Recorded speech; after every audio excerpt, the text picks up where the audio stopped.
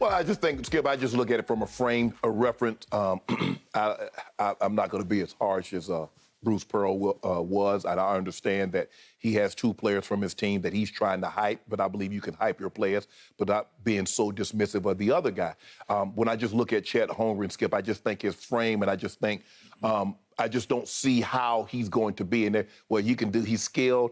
I would have loved it a lot more had he been consistent throughout. No matter what level of competition he goes up against, Skip, he dominates that level of competition. Clearly, he's the tallest player. Every time he touched the court in college, he was the tallest player out there. But sometimes against better competition, all of a sudden, he didn't look like he was 7+ feet tall. Yep. He didn't play like he was 7+ feet tall. Mm-hmm. He shrank down to the level of competition. And that's what's concerning, because on a nightly basis, you're going against dogs. You're going against the best of the best.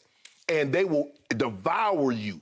Yep. I love the Jabari Smith kid, Skip, because I think he has the closest NBA body. He's ready now, skilled, can shoot the ball, put the ball on the floor. And he's the most well-rounded player, Skip, that we've seen in a very long time, because he plays both ends of the court.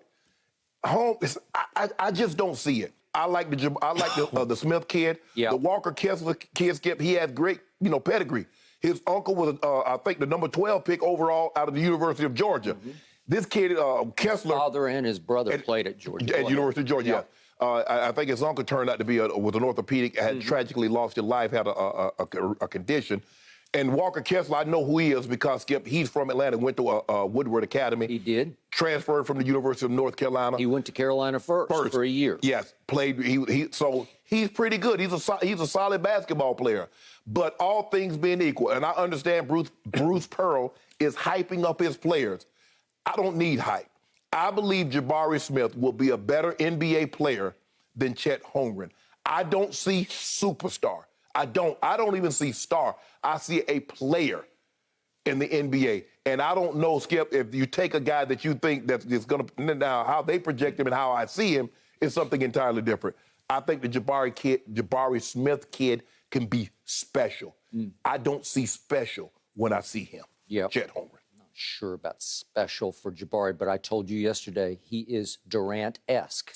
Because he's got as pure a jump shot at 6'10" as I've seen since KD came along. But think about this. Nobody said KD prowess on the other end. No. This kid can be an all-NBA defensive player. Well, as Bruce said, Bruce Pearl, he can guard 1 through 5. And I saw that last year because he'll go, play the point guard occasionally. Yes.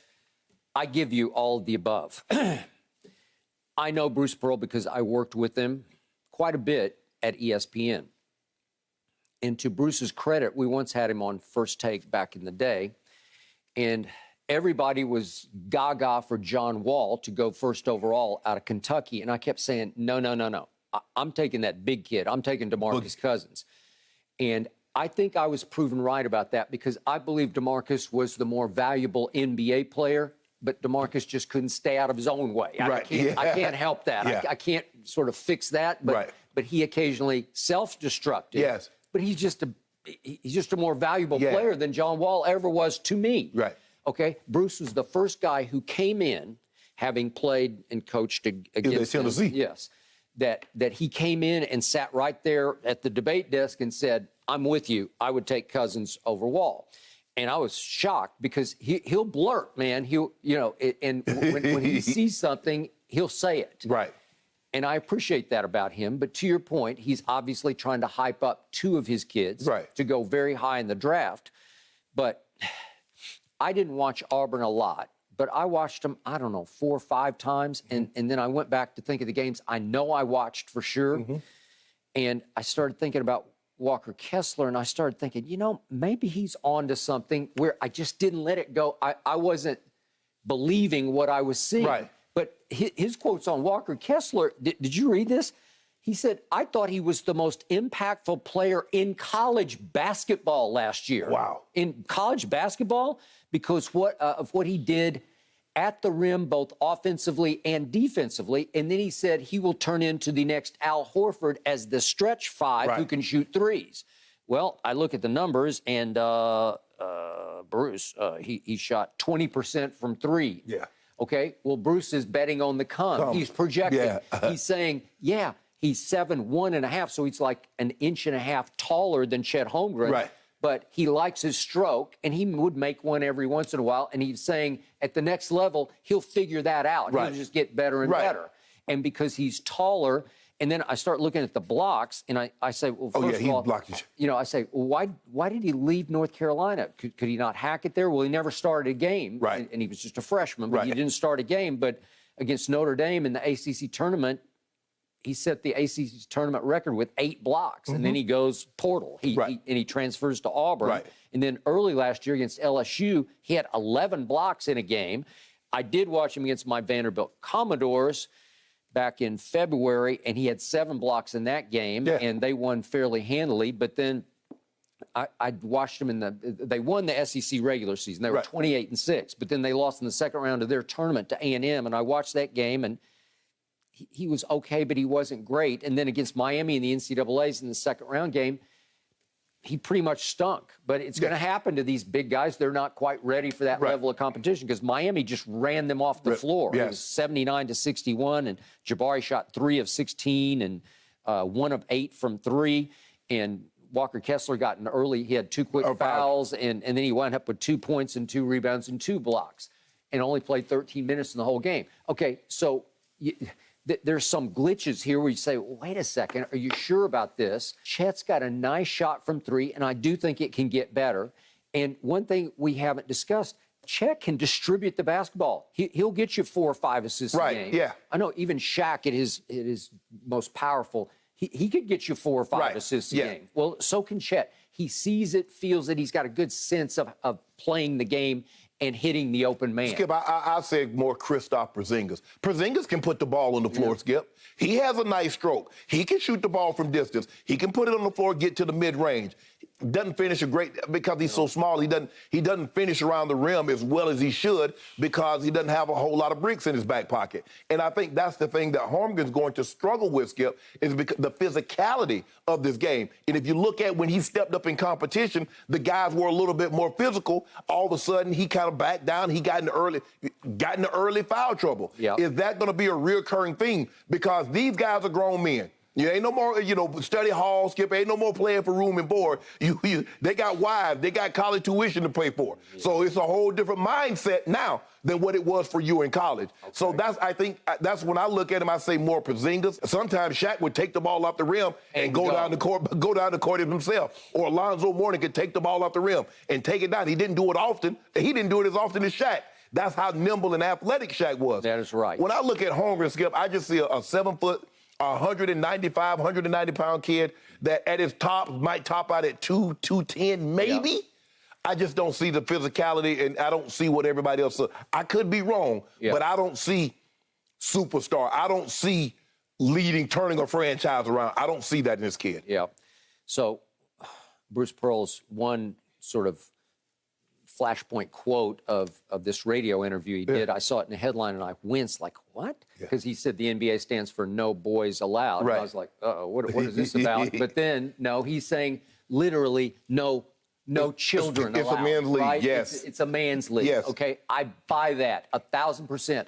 When LeBron James left Akron, Ohio, and stepped on the floor in Sacramento, he had grown man strength. He had a grown man body. He did. And that's what everybody marveled. Like, look at his body. Yeah. He's 18 years old, and he's got a 25-year-old body. Are we sure that LeBron James is 18 and they didn't do something with his birth certificate?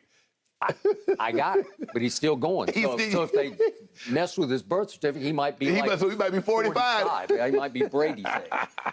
Okay, so in the end, I lean with you. I like Jabari to go 1, although we're going to talk about this at length later. Now there's runaway money being bet on Banchero to go 1. Yeah. Just because he might be a quote-unquote better fit for Orlando right now. So here's what could start happening. We could see that NFL version of stuck in the green room tonight for Chet Holmgren, because if in fact, what if Banchero goes 1? I'm pretty sure Sam Presti would say, I have to take Jabari. Yeah, absolutely. I just have to, even if he'd made up his mind, I'm going to take Chet Holmgren. Well, he says, Jabari, I got to go there. Yeah. So he takes Jabari, and then you start going down the draft board here, and all these teams are probably setting on, like Sacramento on Jaden Ivey and Detroit on Keegan Murray? Are they just going to sit there and say, well, we already decided, maybe there's something, maybe there's a reason. Let him drift, and he might just drift down the board like Aaron Rodgers once drifted. Skip, I think the thing is, I think the top three are universal. Now, the order that you have the top three is up for debate. Yeah. I don't think the top three is up for debate.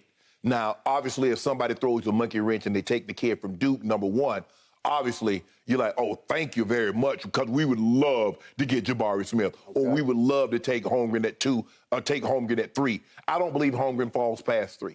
I don't believe Jabari Smith goes past. If he doesn't go number 1, which I do believe he will go number 1, he's not getting past 2.